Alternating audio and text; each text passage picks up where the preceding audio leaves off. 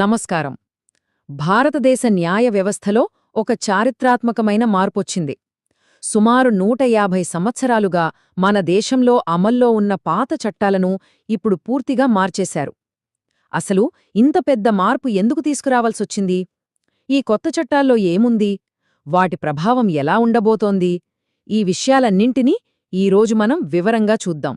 సరే, అందరి మదిలో మెదిలే మొదటి ప్రశ్న ఇదే. అసలు 150 ఏళ్ల నాటి ఈ చట్టాలను ఇప్పుడు హఠాత్తుగా మార్చాల్సిన అవసరం ఏమొచ్చింది? ఏకంగా శతాబ్దానికి పైగా మన న్యాయ వ్యవస్థకు పునాదిగా ఉన్న వాటిని ఎందుకు మార్చాలి? ఈ ప్రశ్నకు సమాధానం మన గతంలోనే కాదు, మన భవిష్యత్తులో కూడా ఉంది. చూద్దాం. ఈ కొత్త చట్టాలను పూర్తిగా అర్థం చేసుకోవాలంటే మనం ముందుగా పాత చట్టాల దగ్గరికి వెళ్ళాలి. వాటి మూలాలెక్కడున్నాయో చూడాలి. ఎందుకంటే ఆ చట్టాలు మనకోసం కాదు, వలస పాలన కోసం పుట్టాయి. వాటిని తయారుచేసిన ఉద్దేశమే వేరు. బ్రిటిషర్లు మన దేశానికి రాకముందు ఇక్కడ పరిస్థితి చాలా వేరుగా ఉండేది. దేశమంతటికీ ఒకే చట్టమనేది లేదు.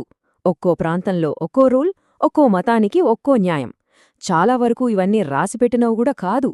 సో ఈ గందరగోళాన్ని అదుపులోకి తెచ్చి దేశం మీద వాళ్ల పట్టు బిగించాలంటే బ్రిటిషర్లకు ఒక్కటే దారి కనిపించింది. అదే అందరికీ ఒకే రకమైన చట్టాలను తీసుకురావడం. ఒకసారి ఈ టైం లైన్ చూడండి. మన పాత క్రిమినల్ చట్టాల పునాదులు ఎలా పడ్డాయో మనకు స్పష్టంగా అర్థమవుతుంది. ముందుగా 1860లో ఇండియన్ పీనల్ కోడ్ అంటే ఐపీసీ వచ్చింది. ఆ వెంటనే 1861లో క్రిమినల్ ప్రొసీజర్ కోడ్ సిఆర్పిసి. ఆ తర్వాత 1872లో ఇండియన్ ఎవిడెన్స్ యాక్ట్ ఐఏఈ. ఈ మూడు ఐపీసీ, సిఆర్పిసి, ఐఏఈ ఇవే మన పాత న్యాయ వ్యవస్థకు మూడు మూల స్తంభాలుగా నిలిచాయి. సరే, ఇక్కడొక చిన్న కానీ ముఖ్యమైన విషయం అర్థం చేసుకోవాలి. చట్టాల్లో బేసిక్గా 2 రకాలుంటాయి. ఒకటి సబ్స్టాంటివ్ లా, రెండోది ప్రొసీజరల్ లా. సింపుల్గా చెప్పాలంటే సబ్స్టాంటివ్ లా అనేది ఏది నేరం, దానికి శిక్ష ఏంటి అని చెప్తుంది. ఉదాహరణకు మన పాత ఐపీసీ. ఇక ప్రొసీజరల్ లా ఏంటంటే ఒక నేరం జరిగాక విచారణ ఎలా జరగాలి, న్యాయ ప్రక్రియ ఎలా ముందుకు సాగాలి అని చెప్తుంది. మన పాత సిఆర్పిసి దీనికి పర్ఫెక్ట్ ఉదాహరణ. సరే, ఆ వలసవాద చట్టాల కథ అది. మరి వాటి స్థానంలో ఇప్పుడేమొచ్చాయి? ఈ కొత్త కోడ్స్ ఏంటి? వీటినే మనం గొప్ప న్యాయ సంస్కరణ అంటున్నాం. దేశ న్యాయ వ్యవస్థ రూపురేఖల్నే మార్చేసే ఈ కొత్త చట్టాల గురించి ఇప్పుడు తెలుసుకుందాం. ఈ కొత్త చట్టాల్లో వచ్చిన అతి ముఖ్యమైన మార్పుల్లో ఒకటి మహిళలు, పిల్లల రక్షణకు సంబంధించింది. ఇంతకుముందు పాత ఐపీసీలో వీరిపై జరిగే నేరాలకు సంబంధించిన సెక్షన్లు అక్కడొకటి, ఇక్కడొకటిగా చెల్లాచెదురుగా ఉండేవి. కాని ఇప్పుడు అలా కాదు. వాటన్నింటినీ కలిపి వారికోసమే ఒక ప్రత్యేకమైన చాప్టర్ను కేటాయించారు. దీనివల్ల ఫోకస్ పెరుగుతుంది. అంతేకాదు, ఇంకో ముఖ్యమైన విషయమేంటంటే ఈ కొత్త చట్టాలు ఇప్పుడు జెండర్ న్యూట్రల్. అంటే బాధితులు, నేరస్తుల విషయంలో లింగభేదం చూపించవు. ఇంకో కొత్త ఆసక్తికరమైన విషయమేంటంటే కమ్యూనిటీ సర్వీస్ను ఒక శిక్షగా తీసుకురావడం. అంటే చిన్న చిన్న తప్పులు చేసిన వాళ్ళని ప్రతిసారీ జైల్లో వేయకుండా వాళ్లతో ఏదైనా సామాజిక సేవ చేయిస్తారు. దీనివల్ల 2 లాభాలున్నాయి. ఒకటి, మన జైళ్ల మీద భారం తగ్గుతుంది. 2, మొదటిసారి తప్పు చేసిన వాళ్లకు ఒక మార్పు చెందడానికి అవకాశమిచ్చినట్టు అవుతుంది. ఇది ఖచ్చితంగా ఒక ఆధునిక ఆలోచనే. సరే, ఇప్పుడు మరో ముఖ్యమైన విభాగానికి వద్దాం. న్యాయమంటే కేవలం తీర్పు చెప్పడమే కాదు, అది వేగంగా జరగాలి. ఈ కొత్త చట్టాలు, టైం లిమిట్స్, టెక్నాలజీతో న్యాయ వ్యవస్థకు ఒక అప్గ్రేడ్ ఎలా ఇస్తున్నాయో చూద్దాం. చూడండి, 45 రోజులు. ఇది కేవలం ఒక నంబర్ కాదు. వాయిదా మీద వాయిదా అంటూ ఏళ్ల తరబడి కోర్టుల చుట్టూ తిరిగేవాళ్లకు ఇదొక పెద్ద భరోసా. కేసులో వాదనలన్నీ పూర్తయ్యాక జడ్జిగారు తీర్పు ఇవ్వడానికి ఉన్న గరిష్ట సమయమిది. ఇంతకుముందు తీర్పు ఎప్పుడొస్తుందో కూడా తెలియని పరిస్థితి. కాని ఇప్పుడు ఈ టైం లిమిట్ వల్ల న్యాయం వేగవంతమవుతుందన్నమాట.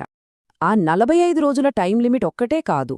కొత్త ప్రొసీజరల్ కోడ్లో దాదాపు 45 వేర్వేరు సెక్షన్లలో ఇలాంటి ఖచ్చితమైన కాలపరిమితులు పెట్టారు. ఉదాహరణకు, అత్యాచార కేసుల్లో మెడికల్ రిపోర్ట్ని కేవలం 7 రోజుల్లోగా ఇన్వెస్టిగేషన్ ఆఫీసర్కి ఇవ్వాలి. చూసారా? ఇలా ప్రతి దశలోనూ జాప్యాన్ని తగ్గించడమే ఈ మార్పుల ముఖ్య ఉద్దేశ్యం. టైం లిమిట్సే కాదు, టెక్నాలజీని కూడా ఇప్పుడు మన న్యాయ వ్యవస్థలోకి తీసుకొస్తున్నారు. ఇప్పుడు మనం ఆన్లైన్లో ఈ ఎఫ్ఐఆర్లు కూడా నమోదు చెయ్యొచ్చు. డిజిటల్ ఎవిడెన్స్కి చట్టపరమైన గుర్తింపిచ్చారు. అంతేనా, బాధితుల హక్కులకు కూడా ప్రాధాన్యత పెరిగింది. సాక్షులకు రక్షణ కల్పించడం, తమ కేసు దర్యాప్తు ఎంతవరకు వచ్చిందో 90 రోజుల్లోగా తెలుసుకునే హక్కు బాధితులకు కల్పించడం. ఇవన్నీ చాలా మంచి మార్పులు, సిస్టంలో పారదర్శకతను పెంచుతాయి. అయితే ఈ మార్పులన్నీ వినడానికి చాలా బాగున్నాయి. కాని ఇక్కడే ఒక పెద్ద విమర్శ కూడా ఉంది.